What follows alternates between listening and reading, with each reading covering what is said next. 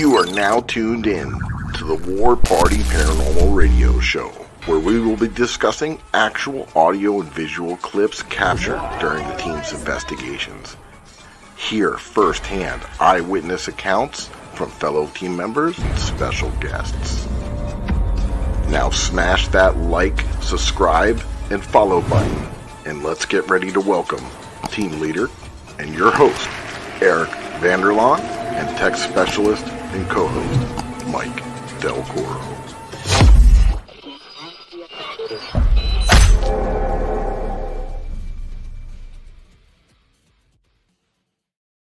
Happy Monday, everybody. I'm Eric Vanderlaan, your host of the War Party Paranormal Radio Show and team leader of War Party Paranormal. And my buddy over here on my side, my other host. What's up, guys? My name is Mike Delcoro. I'm a case manager and investigator and tech specialist with War Party Paranormal and your co-host. And we got a great show for you guys tonight. I'm going to let Eric tell you what we're getting into. We got a hell of a show. We got Vince Kelien. I hope I pronounced his last name right. He's the urban investigator, and he actually has a show on the newest network that's out there called Beacon. It's another paranormal network where they have paranormal shows. Because everyone knows, like Travel Channel, Discovery, you know, they're not really into the paranormal shows anymore. There's only a few of them, but excited to speak to him. We saw him in Gettysburg. We're going to see him again in Rock Island. So, Mike, I made an intro. You want to see it? Yeah, let's check it out. All right, here we go. If I can find it. Damn, you messed everything around. Yes, no, I didn't move that. Oh, wait. Okay. I just got to scroll up. I'm sorry. It's Monday, people. Here we go.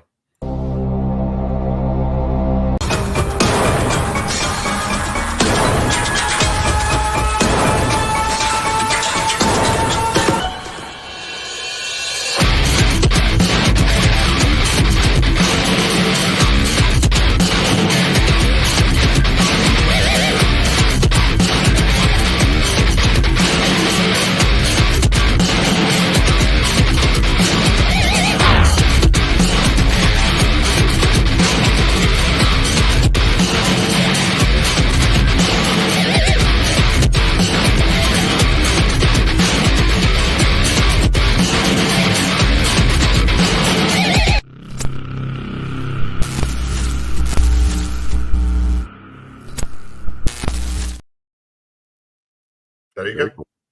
All right. So without further ado, let's bring in our guest. Bam. Hey, Vince. Hello. What's up, Thanks for coming man? on the show. Yeah, happy to be here. I hope I didn't butcher up your videos too bad.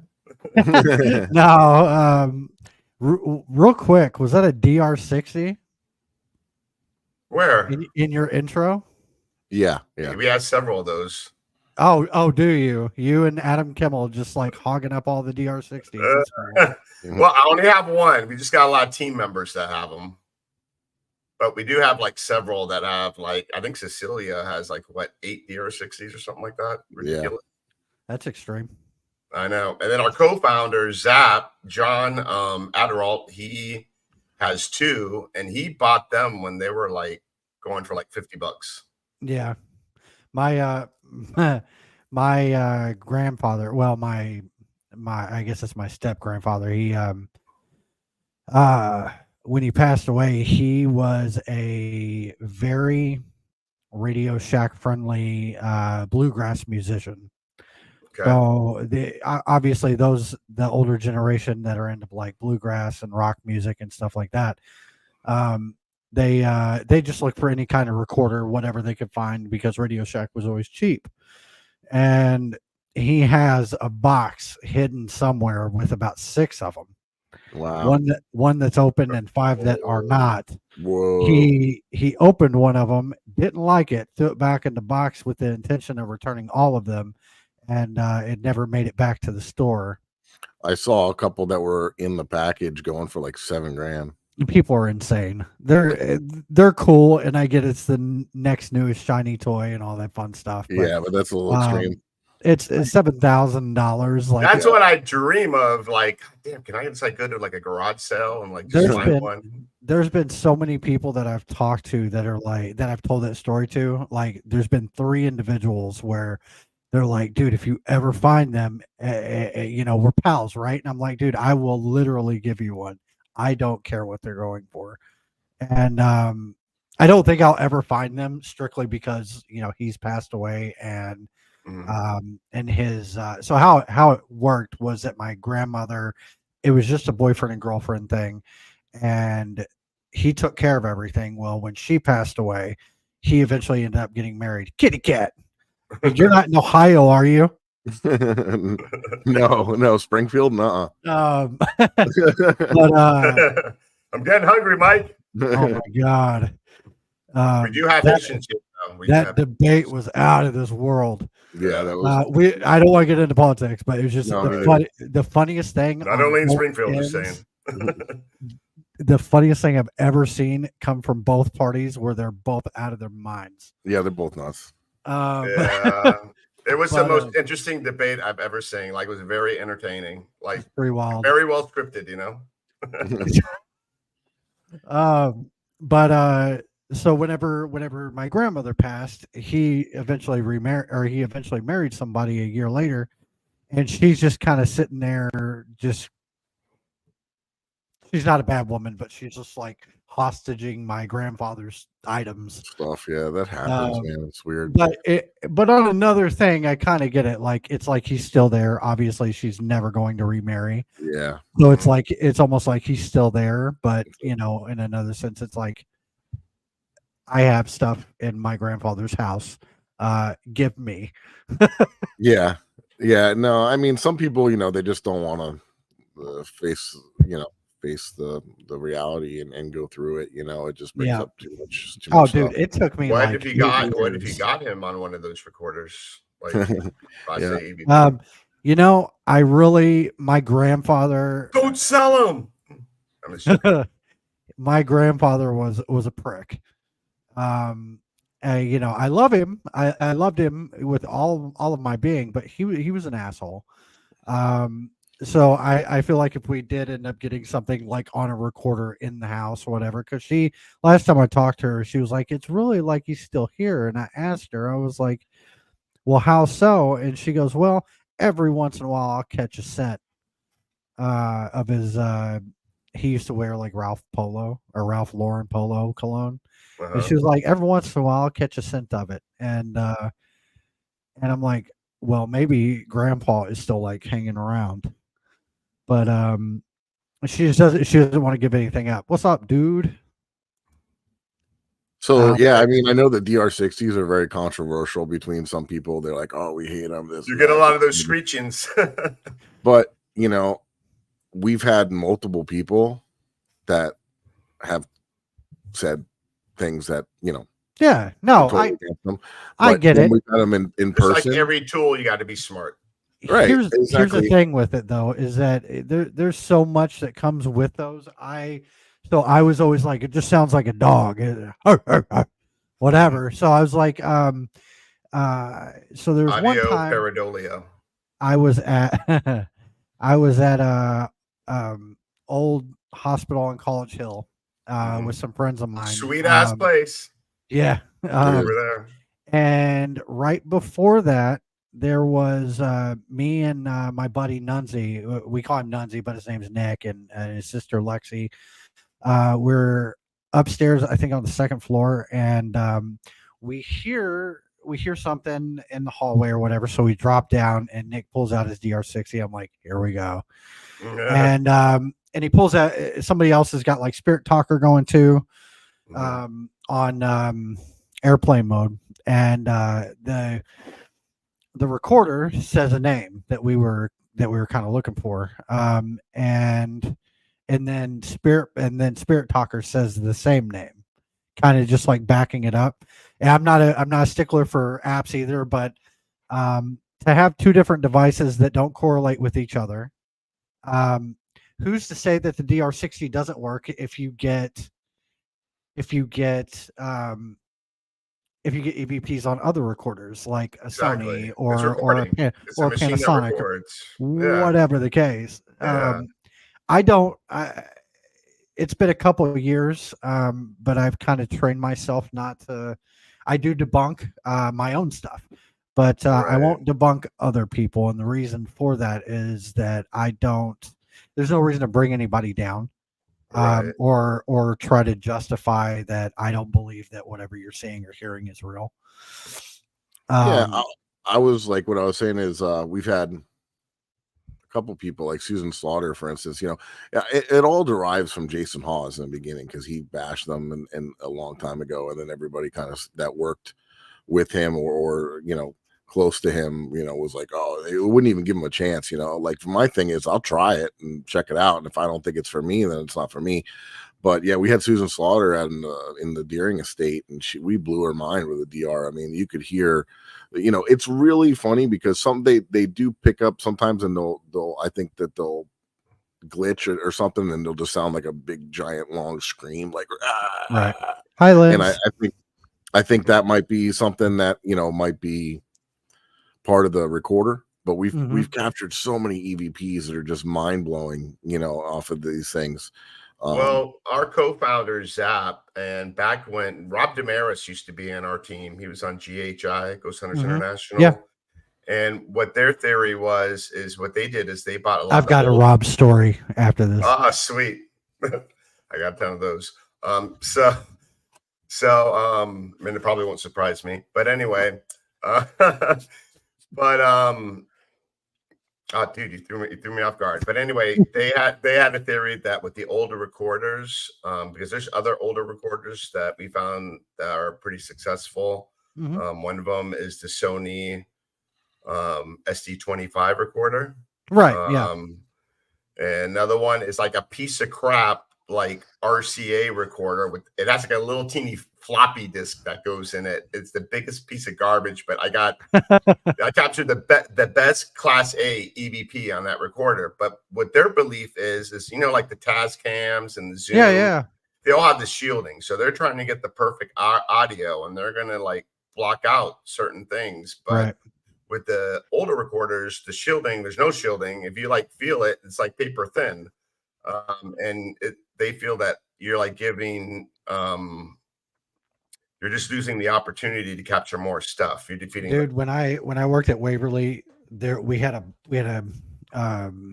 cabinet downstairs in the laundry room that was full of tape recorders, literal tape recorders. Yeah, there you go.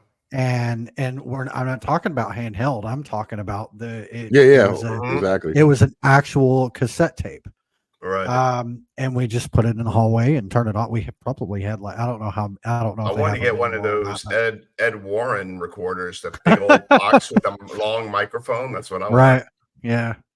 I'm sorry, I interrupted. No, you're good. No, this is how podcasts roll. It's fine. Exactly. Well, ask Mike, I'm always interrupting. I'm like sort of like that.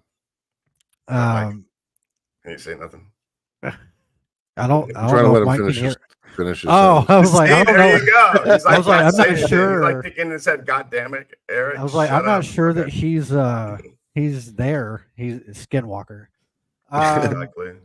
But we had a bunch of those tape recorders or whatever. We just sit them in different random spots of the building, and let them roll. Need to bring it out more. Yes, Bitney, you do.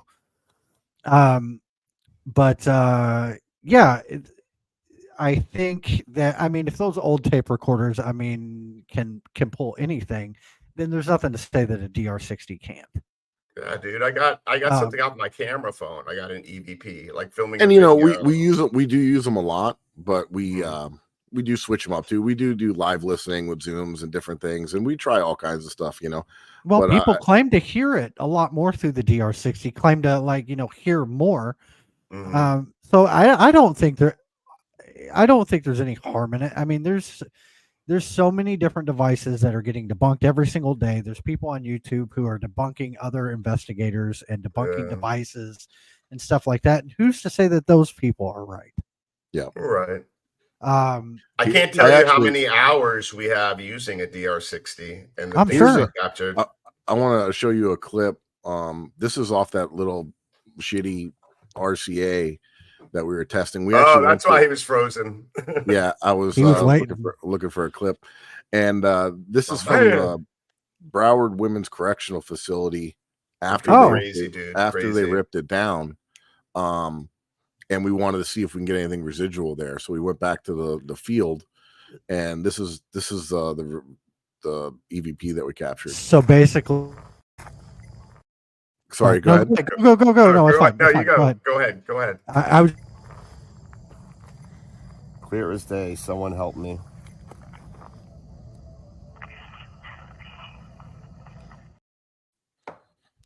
I'll play it again. Clear as day. Someone help me.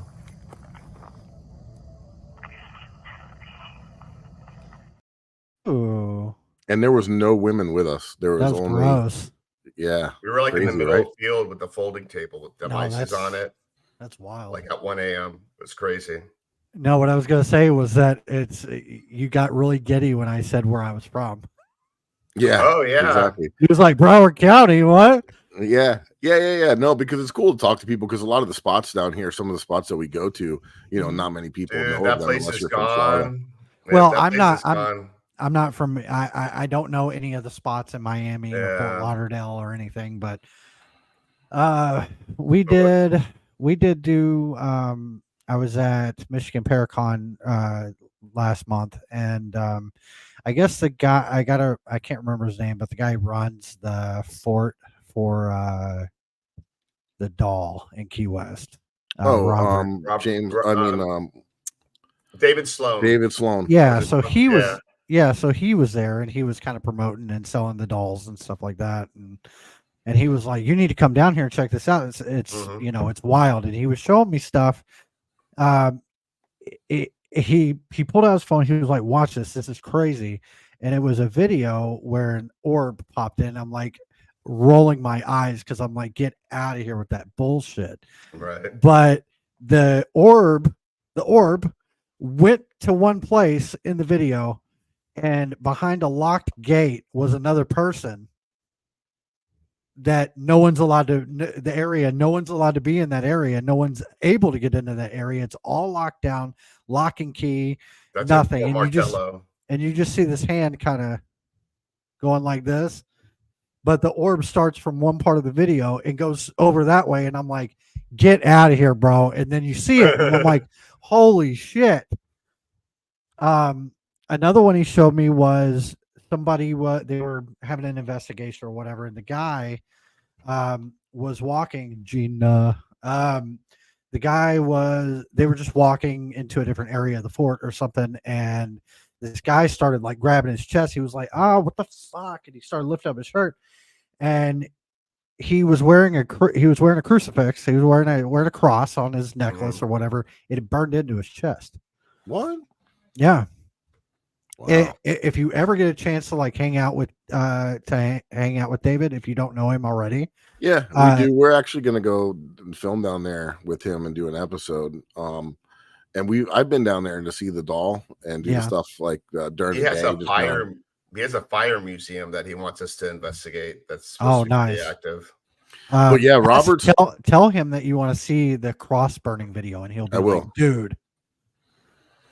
He was on Robert's show. fucking spooky, dude. Like I had no idea that he was like, when I first went and saw him, like a lot of people don't realize, dude, he's like 3 feet tall. Yeah. Oh yeah. Not David. The doll, not David. But super, super creepy, man. I mean, the videos he was showing me is things that we crave for in the paranormal to catch on camera. Exactly. We don't get levitation on investigations. We don't get like items being thrown. Like someone's like, "Oh, a pebble hit me," and it's like, relax. But then you see real ones where it's like a chair just moved across the room, and you're holy shit, and you have to back up for a minute because you're not sure what's going on. But he's got some wild evidence. Wow, we'll have to talk to him about that. Yeah, he didn't show us that. It's a wild video. So you were born down here in South Florida, but you weren't like raised or anything like that. So I was born I was born in Broward County. I was my grandmother at the time. My dad was kind of in and out of my life at the time. She moved to Fort Lauderdale to be with a guy. And I was there for about 5 years before she moved up to Kentucky with me, or brought me up to Kentucky because we have family here. And it's just been kind of this way ever since. And around 2009, I kind of wanted to explore the possibility of checking out Waverly Hills. Mm-hmm. And going from there, I saw in 2010, right around the time where Facebook was transitioning, not from college students, but to everybody. Mm-hmm. And I saw an ad on Facebook for a casting audition for a haunted house at Waverly Hills. I used that as a way to get up there. Once I got up there, I was like, I live 5 minutes down the road. I have I would totally do that. I have a construction background. I do this, I do that, I do this, I do that. I think so you build some of that stuff there on the first floor with the haunted house part? I used to, yeah. Okay. I used to. And I've done all kinds of different stuff up there. I was there during the lawsuit. All kinds of different stuff at Waverly. I've done maintenance, social media, public, privates, ghost tours, history tours. Okay, very cool. You name it, I've done it all up at Waverly. Were you into the paranormal? Were you skeptical? So when I first went up there, I didn't believe in ghosts. I just I was one of those emo kids with a sense of I love all dark things and my heart is black and all that stupid shit. So I was into all those different all the dark stuff, metal music and horror movies and all that. And Waverly would be like a really cool thing to add to my list at the time.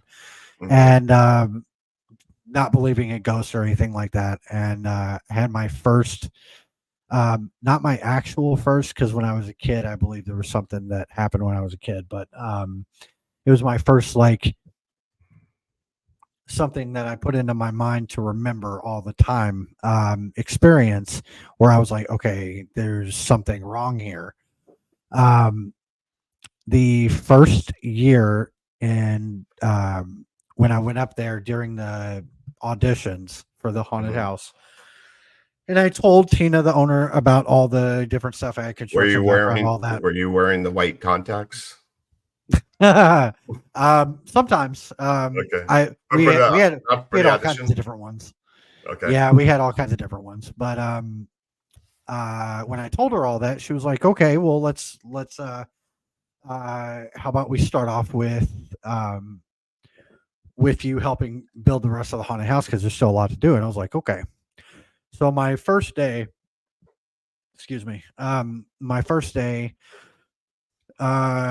middle of August, it's hot, it's gross, shirts off. I'm in there building maze walls. Mm-hmm. And it's pretty much the end of the day. I'm tired. I'm done with everything, and nobody's up there at the point in time. And so I pack everything up and I go lock up and all that kind of stuff. Go out to the back parking lot to put all my stuff in the trunk, and pop the trunk, and I hear what sounds like a dodgeball hitting concrete. We know what that sounds like. You've played dodgeball in school. So I turn around, I look at the building, and a red dodgeball comes out of the 4th floor solarium and bounces through the parking lot and down into the neighborhood. If you've ever been to Waverly, or if you've ever seen Waverly, you know what the back parking lot looks like. There's a neighborhood down below. Mm-hmm. Yeah. And a golf course. Oh yeah, all that. I left all my shit in the parking lot, trunk wide open, took off down the hill. I get down to the gate to open it. I open the gate. I hit my car with it. I hit the hood of my car getting the gate open, and I didn't care. I was terrified at the time. I turned around, and that red dodgeball was coming down the hill. Oh wow. So that means that the ball would have had to jump back up through the neighborhood, back up through the parking lot, and wrap back down. Took off, gate wide open. I called the owner and I was like, "Hey, look, I'll be back in the morning to grab my stuff, but and I'll explain what happened or whatever." She was like, "Okay." So the next morning I went back up, explained everything, and she goes, "Well, it sounds like you were initiated. So now are you going to be a bitch and run away, or are you going to hang out?" And it just kind of spared a very love-hate relationship from there. And I've been there on and off ever since. Nice. It's my home away from home. I care for it more than they in life financial itself. trouble? What's that? Were they in some type of financial trouble like a year or two ago? Oh no, there was a lawsuit going on between the historical society and the owners, but they've patched all that up. Okay, awesome. I hate to see that thing go. No, Waverly's never going anywhere. Right. It's protected by The state. That and the historical registry. Mhm. Yeah, Okay, Waverly will never go awesome. anywhere. It'll never get turned into anything unless Charlie, the owner, decides that he wants to make a hotel or whatever. So Yeah. it ain't never So going anywhere. when we were there, Eric was on the 3rd floor and I was like on the top floor.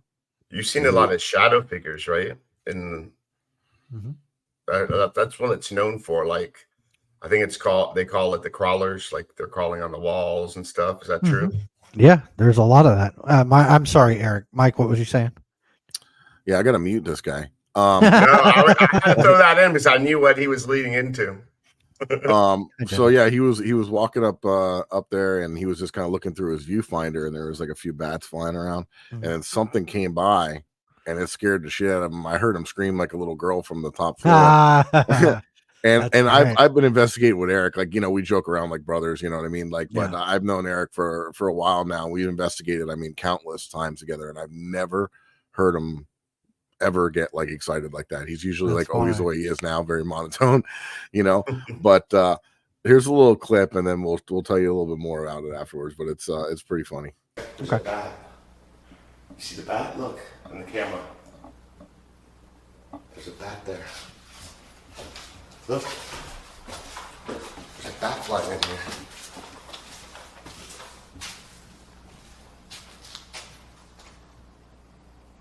Holy mother!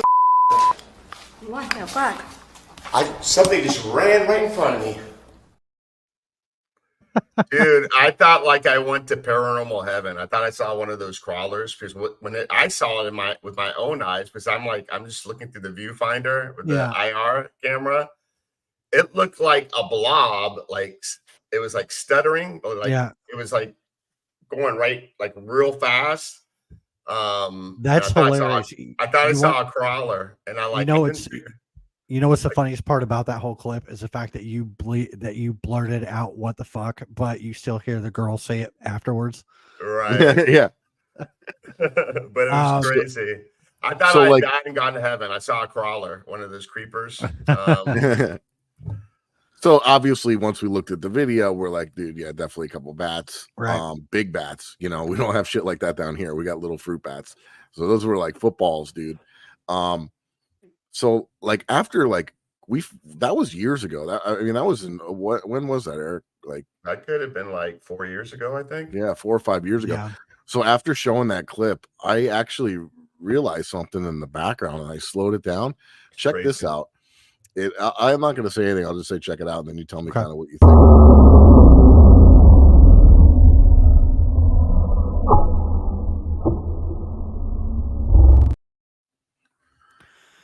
So this depends. What side of the building were you on? That was the 3rd floor. Okay. Walking up the stairwell. Okay. And then going into the actual 3rd floor. I'm like right on top of the stairwell. Okay, like so in the hallway, like I just stepped in the hallway. Okay, so were you on the staircase facing like out towards where the open balcony area is? Okay, so this still depends. Were you on the staircase that leads all the way down to the lobby or the or one of the other two staircases, because that makes a big difference. It was the one that I know that takes you all the way up. Okay, so, and you said you were facing the Where the open solarium area was. Yeah. Okay, so you're facing the solarium. Okay, so Mhm. third floor. If I play the first clip, would you be able to tell now that you're like looking at like where he's I walking? could be wrong. Probably. Yeah, let me see it again. There's a bat. You see the bat? Look on the camera. There's a bat there.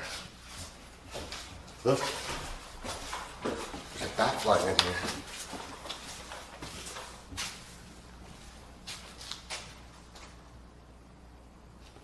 Holy mother! What the fuck? Something just ran right in front of me. It was in the middle. That's the fourth floor, and Okay. I'll tell you the reason why I know that is because the door has axe marks in it. The door that's I made in that, those. the door that's in the door with the axe marks. There was a story about back in the day, you could give like a guard a pack of beer or whatever they let you in type of situation. But this is right around the time where they were giving tours. You could give like $5 to go up and get a tour. And tours are over. The guards and the tour guides are out in the parking lot around a burn barrel getting warm. And they hear screaming coming from the building. So they run back into the building. It leads them to that door. Well, apparently that side of the door, the side that's in the hallway, the door's shut and they can't, and there's 3 kids on the other side, can't get the door open. And the guard was like, what are you talking about? He barely touched the door and opened it, and the 3 kids fell like they were up against the door trying to get out, and they just fell onto the landing. And when they did, they fell with an axe. They had used that axe to hit the door, and the door still wouldn't open, but the guard just opens it with ease, with no problem. Oh, wow. Judging by the second video, I am going to say that it is a possibility, but the building also gets critters consistently. It doesn't matter like how much they clean up. It happens every day.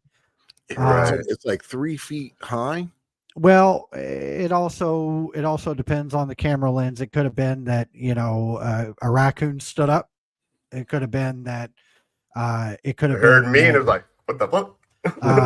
Here's the other thing too, is that it could have also been hold on one second. Let me verify this real quick because this is a little hard.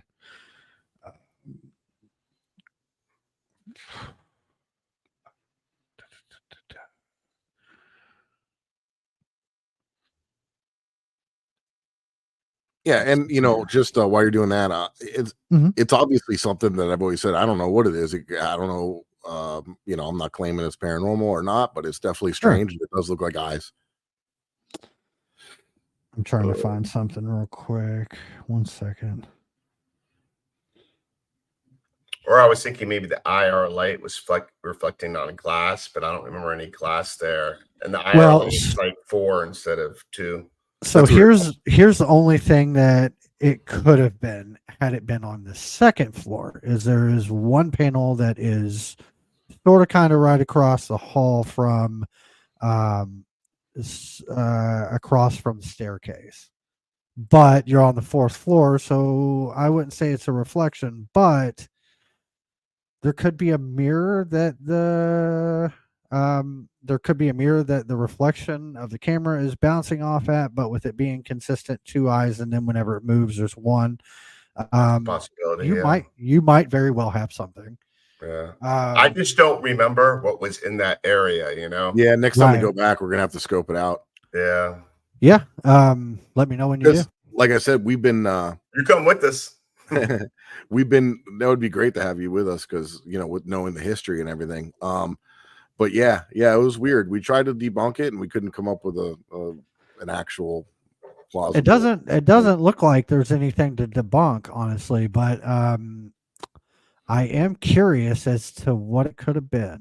because there's no windows on the 4th floor. Now, on the 2nd floor in the solarium, there is one window that the owner was trying to say, hey, maybe we could do this all the way across the backside.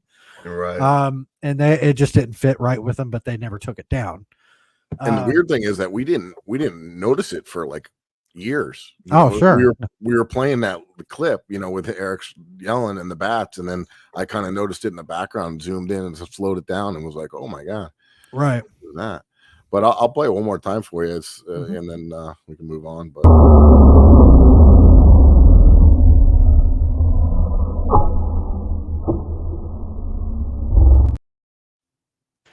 so earlier when you said, "Oh, well, it's 3 feet tall," I think that there's a possibility it could be a critter. The reason I say that is because knowing how far the solarium is from that door backwards, it's a possibility that you caught a mouse or a rat or something. Just seeing how far back that's a big possibility. Because there's still like a length of like from the shot anyway, because the solarium itself is actually pretty big for anyone who doesn't know. From the patient rooms to the backside of the building. But I don't think there's anything to debunk there, honestly. I think something. You have cool footage. Yeah. I just didn't realize how big the bats were. Yeah, exactly. My very last tour at Waverly that I gave, a bat wrapped around my head.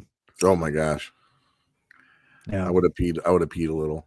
And that's without flashlights. Because I during my tours during my tours, you can have a flashlight on if you want to, but I would tell them to point it at the ground. Yeah. Yeah. So I mean, no, it's good footage though. I like it. Yeah, I definitely want to go back. We had a great time. We had some great personal experiences. It was pretty wild. I mean, I know that like the more times you go there, the more you'll experience. And it wasn't for us. I would say for me, it wasn't like,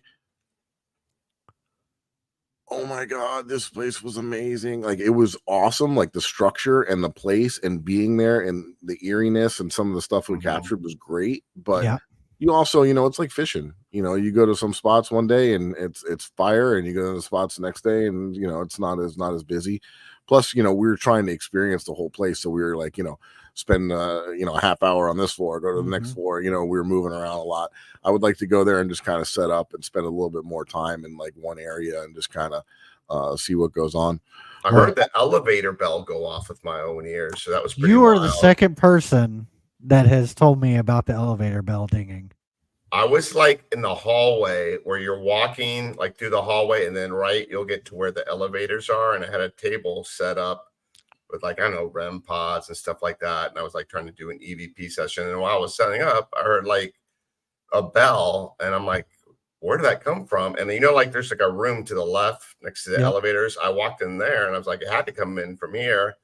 And then I told the guy that worked there, like, what happened? He's like, oh yeah, every now and then we'll hear the elevator door bell go off. That's wild. So you're the second person to tell me that. Yeah. Well, it's about that time, guys. Real quick, I just have a couple quick words from our sponsors, and we'll be right back. All right.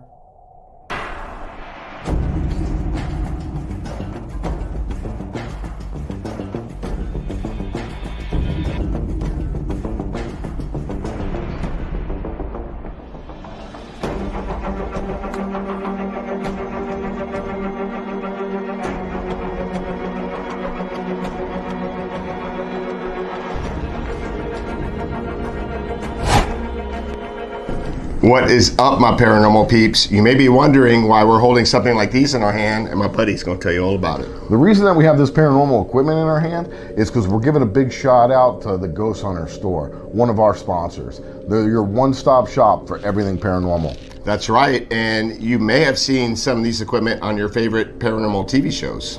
Exactly, especially the Haunted Files on Paraflix. Mike's got that right. All right, guys, so check them out, and if you use the code word Ghost Gone Wild, not Girls Gone Wild, Ghost Gone Wild, in your checkout, you'll get a discount on your purchase. Thank you guys. Peace.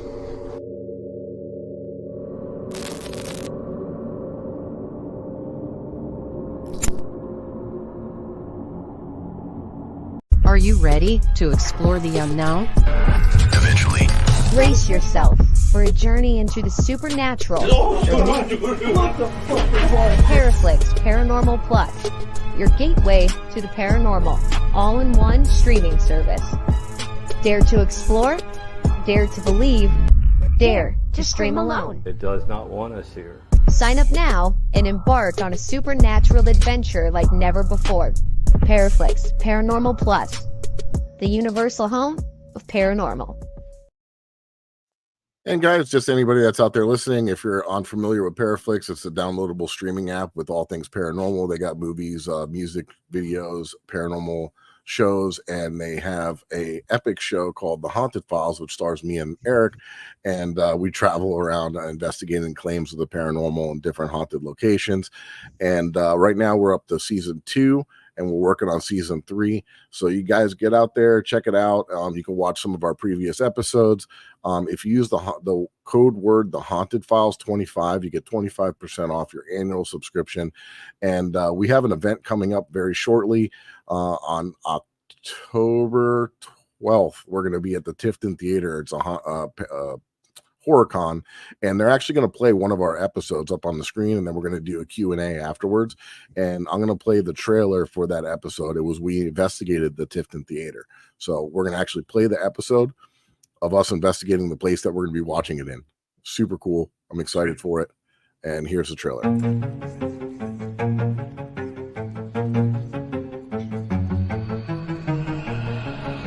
To a pair of eyes up on the stage wall, where it's a solid wall, eyes blinking at us and watching us as we did our investigation. We've heard audible voices, noises like chairs slamming up like someone's getting up, footsteps, being called out, get out. We've had different things, music box go off on command. There's several spirits here that are very interactive, and they like to communicate, and there's some that don't want us here. You don't like me? So we're going to do the Delco experiment, but tonight we're going to try something a little different. Out. Stab him in the throat. That's not very nice. Who did you stab in the throat? That's what I wondered. Dude, felt something touch me on my shoulder. I know, right?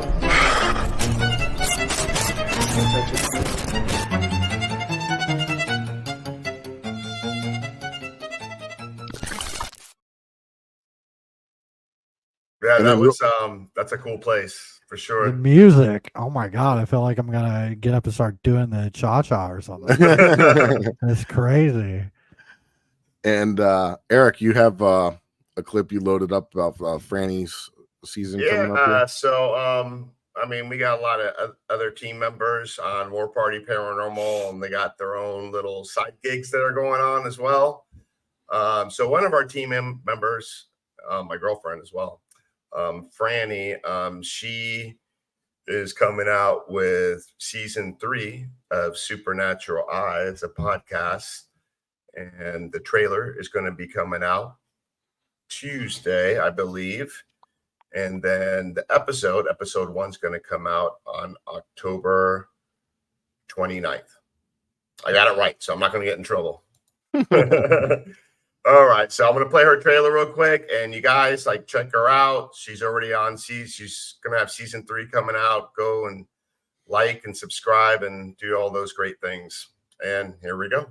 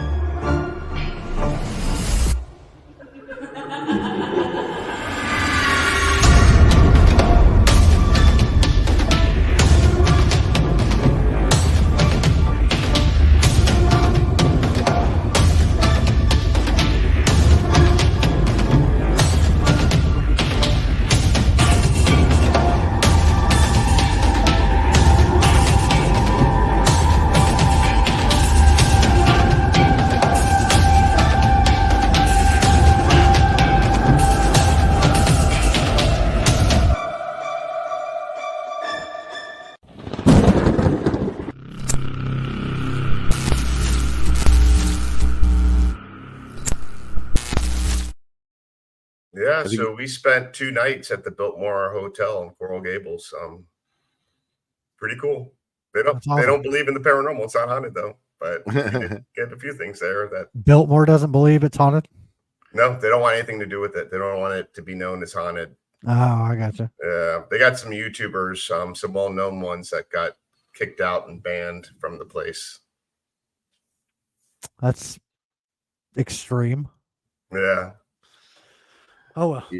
Yeah, I think you spelled Ernesto's last name wrong, but other than that, it was good. Damn. I think I spelled it right.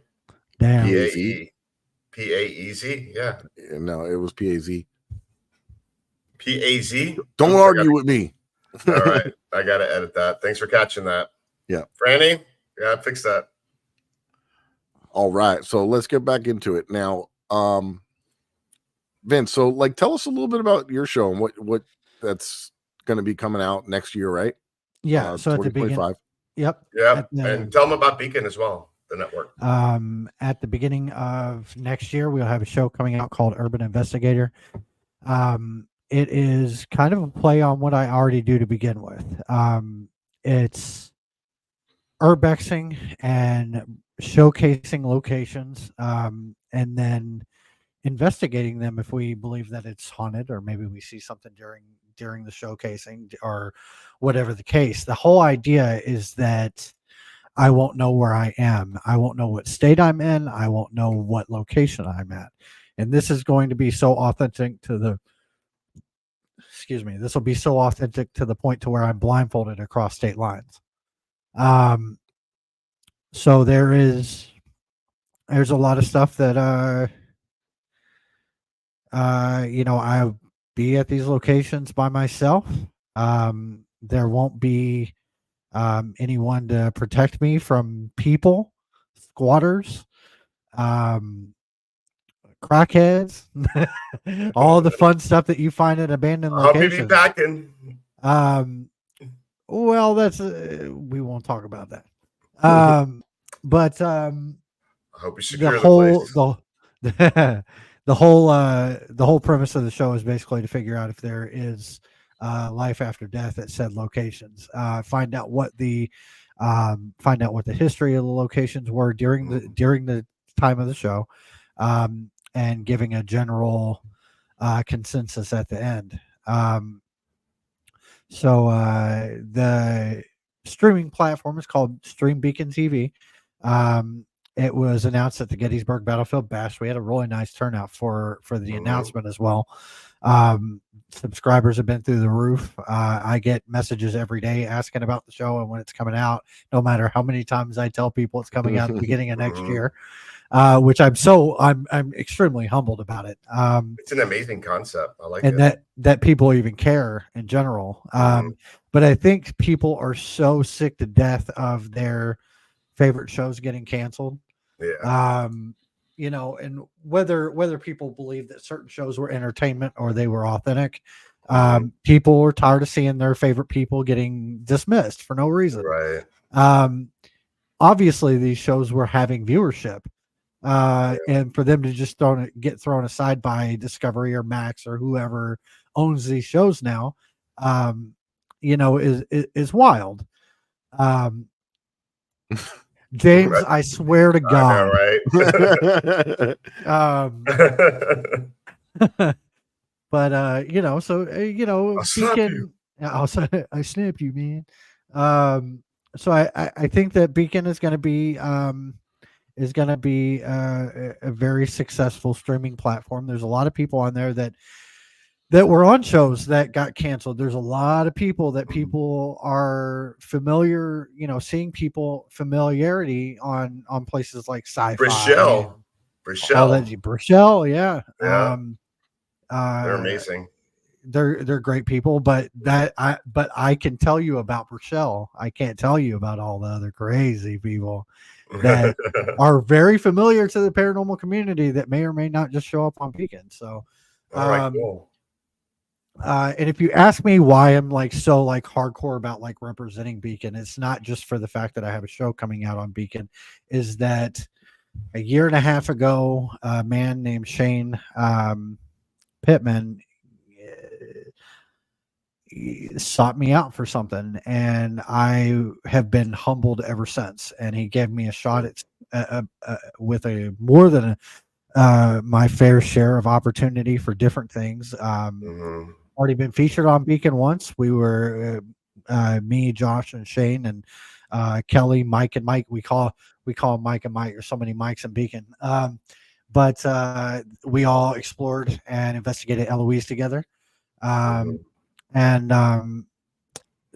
between Shane and Josh, they've been so amazing, almost like Josh is the nicest guy you'll ever meet. I mean, he's like too nice. He's amazing. He's a really cool guy. They're such wonderful people. They given me a shot when, you know, other people are like, you know, who are you? We don't care that you did this or that you do that or whatever. But it's opened up a lot of opportunity and a lot of doorways for me, and I'm eternally grateful. And I will never stop shouting from the rooftop of how wonderful these two individuals are. And it's made friends too, like, you know, people that, you know, obviously Shane is in the middle of the spotlight with everything, with, you know, the shows he's done. He's made a bunch of friends, and I've made a bunch of friends because of that, just because of how wonderful of a person Shane is. But for anyone who's wanting to go check out Beacon, use code URBEX10 for 10% off. There you go. There you go. Check it out. Check them out. Yeah, it was like the same thing with us with Paraflix. We were sought out by Patty and Agree. So another amazing person. I know Patty was at Michigan. I didn't get a chance to talk to her. I didn't actually even know where she was, but she's a good friend of my buddy Ashley Marino. That's another show that I've not really on, just kind of helping with. It's called Supernatural Sirens on the Spirit Realm Network. Okay. Okay, cool. Patty and Ashley are like really, really, really good friends. Yeah, I think I've heard of that. And a lot of these people that are in the chat, they like to listen to stuff like that. Yeah. And like anything like, you know, Beacon, Paraflix, any podcasts.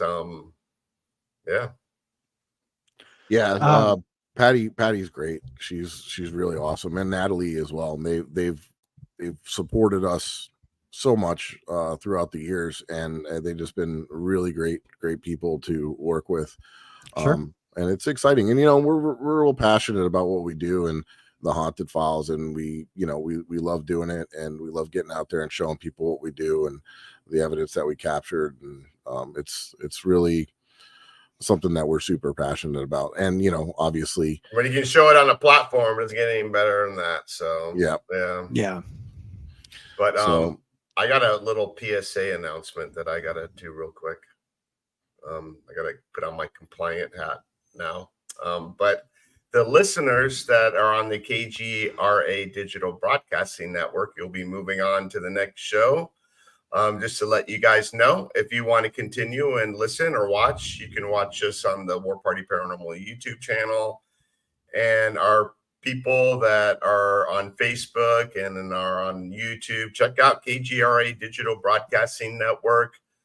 They got many shows there, anywhere from cryptids. They got a UFO MUFON channel. Bishop James Long, he's got his own show there. So check him out. How'd I do, Chanel? Did I do good? I'm clear. Spectacular. Awesome. All right. We shall continue now. All right. So, what was I going to? So going back to Waverly, like, and also the locations that you were talking about and the concept of your show, are there any locations that you can talk about that already maybe videos have been released on where you had a crazy experience where you were, you know, blindfolded and put into a location that you didn't know anything about? So the whole thing about being blindfolded across state lines is a new concept. Oh, okay. All right. But there's some locations out there that I don't mind talking about, only because they're either ran into the ground or, you know, whatever the case. There's some locations where I won't talk about it all. It's a sort of a rule of urban exploration that you Yeah. don't give out locations, because typically when you go back, they're destroyed. You've given out Yeah. you've given out a location, and then kids or teenagers or whatever go and mess stuff up. I've seen them burnt down, all kinds of things. There was a church in PA recently this past year that got burned down. Oh, really? There's a high school in Gary, Indiana that just keeps getting burned. Won't burn down, but it keeps getting burned by locals. It's wild. It's absolutely wild. We used to investigate a place called the Belglade Correctional Facility. I know what you're talking about. Yeah. Out of all the places I've been to, I'm still saying it's right up there with all the activity that I've captured there. So I've investigated so many times.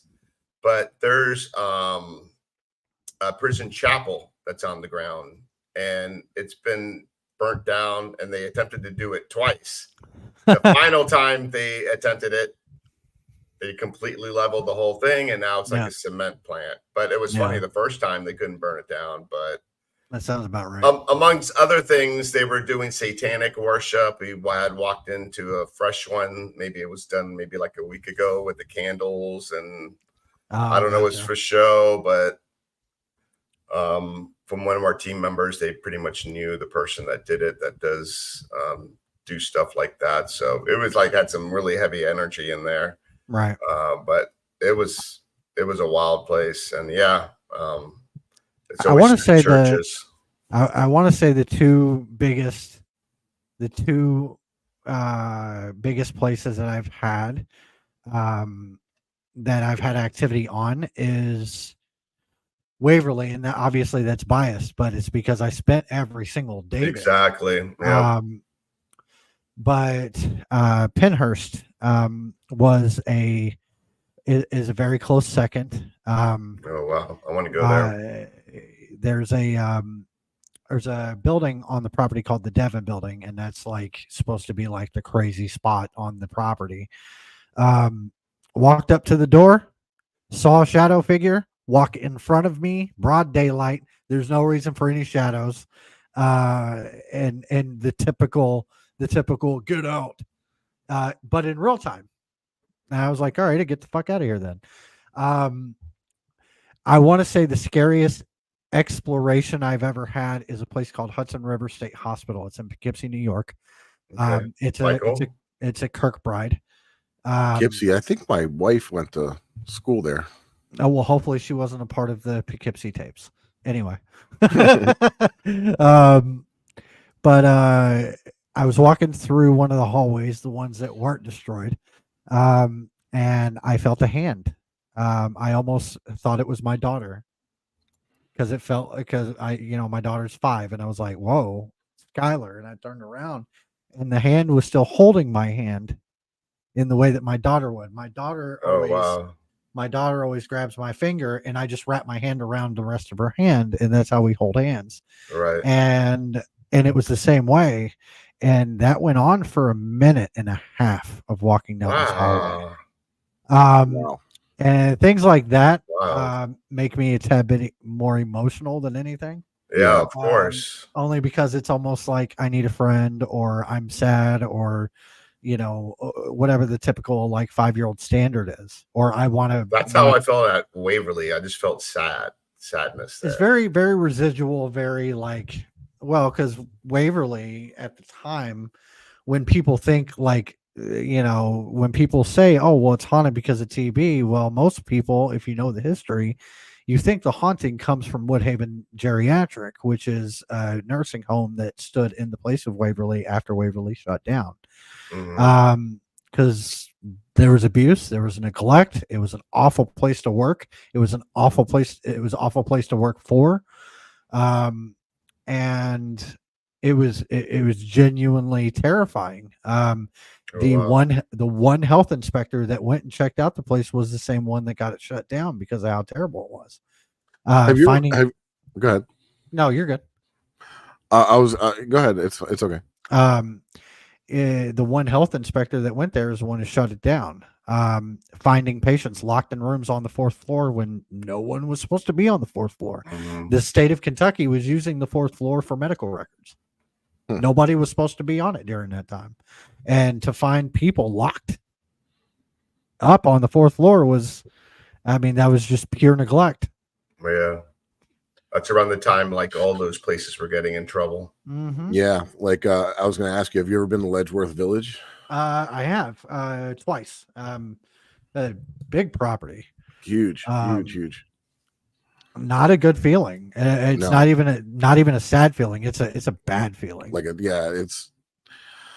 it's almost like I was disgusted, right? You know what I mean? Like, and I did feel a little sadness, and I was just overwhelmed with emotions in that building. You know what I mean? We were in the hospital, and I don't know if you've seen the expose that Geraldo Rivera did that basically got him on the map. It was the last disgrace in Willowbrook. And then he also touched on Ledgeworth Village, and there's some footage there from when he was in Ledgeworth Village about, you know, the neglect here, and you know, they were understaffed and they were underpaid, and it was just, you know, absolute horror. And we got an EVP. We left it in the morgue area and walked away and just let it record, and then we came back and picked it up. And when we played it back, it sounded like chairs sliding across the floor, groaning, moaning, screaming. Just like it did in that Geraldo Rivera video. It was I played them side by side. Like I played one, and then I played the other, and then I played the one, and then I played the other. Yeah. And, you know, it's uncanny. It was disturbing. Yeah. So, but it's the places we like to investigate. Yeah, no, that place I feel is, you know, holds a lot of residual energy. I think there's some intelligence there too, some dark stuff going on. There's a little bit of everything. But yeah, it's so huge that, you know, we were there and we just got to investigate the one building, the hospital. Right. But yeah, it's a huge facility. That last time I went there, I went and checked out. Next time I go up there, I need to go check out the graveyard for Letchworth. I didn't get a chance, but the second time I went and checked out all the warehouses and stuff for the hospital and all that stuff too. And I mean, you need like 2 days to explore everything. Such a big campus. And then on top of that, there's like, you know, they've turned a bunch of the old buildings. They've changed them up. One turned into a school, another one turned into a healthcare facility, and some of them turned into campuses for the school, and there's just all kinds of stuff over there. Yeah, it's wild. Mike's in-laws lives down the street from there. I'm surprised he doesn't live there a now. couple blocks from there. Even some of I'll be hitting that place up every other weekend. Yeah, some of her family used to work there years ago. That's wild. Yeah, I think it was open till 1912 until 1993. I think that sounds about right. Yeah, wild place. Yeah. And it was fully self-sufficient. Like they had their own power plant, their own everything. They had a synagogue and a little church and the whole 9 yards. I mean, it was a full compound. I have somebody busted out some of the chapel blocks that had the windows in them, the itty bitty, like the 4 pinhole windows in the blocks. I've got one of those downstairs. I took one just because, you know. There were still records and shit there when I was there. It was wild. There's records in every single abandoned building. It's like the state's like, we don't care about those people. It's fine. Yeah, I know. It's nuts, right? The Belgrade Correctional Facility, I went and checked out the officers' offices outside of the perimeter. Yep. Everything's there. All the paperwork, inmate information, the furniture. There was even a gym with like all the gym shit, weights, Nautilus equipment. Just like time stood still. They like got up and just like left. That's it. I think that the cost to remove it is more than it is just to wipe it out. See, that's the way a lot of places have been as of late. Is that they're like, oh, well, it's going to cost. You know, these construction crews, they put $1 million price tags on demos. and thinking that states that will bite and or owners will bite or whatever, and it's just like nobody wants to do it. They're just like, no, we're not spending that kind of money to tear down a building. South Florida, they would. There's a lot of money down here. Yeah, that No doesn't expense. surprise me. Yeah, a lot of things don't stay abandoned very long down here, which is it's a shame. Well, no, that's wonderful, because at the end of the day, that's kind of what everyone asks for. They're like, well, why is that building abandoned? Why isn't it being used? Why isn't it this? Why Not isn't only it that, just like old historical locations that should be like preserved and saved. Yeah. I mean, there's even like, one museum that's struggling financially. They're probably going to, end up, they might be losing the museum and shutting it down. Just a shame to see things like that. Yeah. All for like, development and stuff like that. There's At least try to save a little piece of history, please. There's a hospital here in downtown Louisville that it's called the Kentucky Baptist. It was turned into a government center. They're tearing it down for a parking lot. Yeah. They still haven't torn it down. I've been in it more than a couple times. But they still haven't torn it down. But I've been looking pretty recently about getting into owning my own, but I gotta find the right location and the right price tag and everything. But right. Because we know that TV shows don't pay the bills, right? Yeah. No. So if I could find a way to keep doing what I love to do without having to, this is part of it. Like, a lot of people don't understand. They're like, well, why do you do it? It's like, because I want to explore abandoned buildings every day. But if I'm going to do that, if I'm going to do what I love, I have to make sure my family's taken care of. I got to make sure that, bills are paid and everything else. So my search for like the next, place that people can go and investigate is on my radar. And there's plenty of places out there that need to be saved. It's finding the right one. Right. But that's been on my radar as of late, along with a million different other things. I've got a convention this weekend coming up, and then I've got my own event at Indiana State Sanatorium the weekend after. So I mean, there's just I've got so much stuff already going on top of my full time, especially around this time of the year. Yeah. And on top of that, we're all taking on debt from doing everything that we're doing. Yeah. And people don't understand, if you want to make this happen, you've got to struggle a little bit. Yeah. It's a passion, that's for sure. Yep. So we're at the time of the show. So you were talking about events and things like that. Can you tell people where they can find you, like on your social media? Yeah. Some events that are coming up. I know we're going to be at Rock Island, along with Josh Purvis. Is Shane going? No, I'm not sure. Okay, so that should be a fun event. So I'm looking forward to that one. The Urban Investigator.com. That'll be the next show when you buy your place. Yeah. The Urban Investor. But urbaninvestigator.com. You can find me on all socials by @the Urban Investigator. Unless it's Twitter, then it's Urban Investiga. But if you go on Facebook, I also have 2 other socials to plug, which is Urban Investigations, which is my own event company where I take people to the, most haunted spots that I can possibly find. With the next event coming up September 28th at the Indiana State Sanatorium. If you have ever wanted, here's my second plug. If you've ever wanted to go, or if you ever wanted to own a piece of your favorite location, Haunted Creations can do that for you. So if you go on Facebook, you look up Haunted Creations. This is my own way of giving to the community, with obviously the permission of the owners, as to where you can own a small piece of history and wear it or put it into a resin mold. Haunted Creations also will encase your loved ones into resin and urns and jars and things of that nature. But yeah, So Yeah, very cool. Urban Investigations and Haunted Creations on Facebook. Very cool. Sweet. Awesome. Yeah, guys, definitely make sure you go check him out and follow him and follow what he's up to, and you can keep an eye on some of the future things that he's going to be coming out with. For me, if you want to check out any of my personal content or any of my socials, the easiest way is if you go to my website, flaparanormalresearcher.com.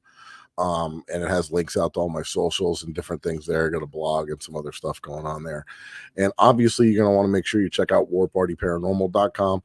If you guys, we forgot to mention this, but War Party Paranormal, the team itself derived from doing residential cases and helping people with the paranormal.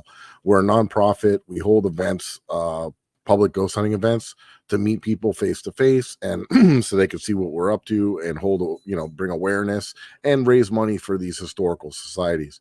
And I'll let Eric tell you a little bit more about that. If I can, just for a split second, War Party also had one of the most beautiful souls that was taken recently. Yeah. Rest in peace to Scotty. Yeah, Scotty Burns was an amazing team leader, amazing co-founder, and I learned a lot from her, and she did a lot for me and in my life, and just kind of explaining the way to handle certain things and kind of just being like a motherly figure to all of us. It was a huge loss for the team. But we, to honor her, pulling my eyes out at the bash. To honor her, she's my mentor and best friend, so I think about her every single day. Yeah, to honor her, we want to make sure that we keep War Party going and War Party credible and everything that she wanted it to be. Yep, that's right. Now you threw me off what I was going to say. But anyway, so we got some events. I mean, not only that we help people, but we do have events, and if you need help with us, from us, we're not too busy to help you, but yeah, we're going to be busy in October. I'm not going to We're too busy to help you, but we're too busy in October. No, we'll find a way. We got 30 team members, so we have a huge team, and we have people that do the events. We have people that do residentials. Zap, one of our co-founders, is very involved in the residentials. He's amazing. Learned a lot from him as well. So yeah, definitely don't hesitate to reach out, and we'll look busy in October, but we're not too busy for you. That's what right. I meant. All right. Yep. And real quick, I was going to say, Eric, just tell people where they can find you on social media, and we'll wrap it up. Yep. You can find me at Ghost Hunter South Florida on Facebook, Instagram, YouTube, TikTok. And yeah, just check me out there, and make sure check out the Hunt Files on Paraflix. And please don't forget to subscribe and like, and tell all your friends about our Monday night show. And that's right. And another big shout out to Vince for joining us this Monday night, man. It was awesome. It was great to have you. Stay in touch. Don't be a stranger, and we'll see you at the Rock Island. Yes, sir. Thanks, guys. Thanks for watching, and we'll see you next Monday. All right.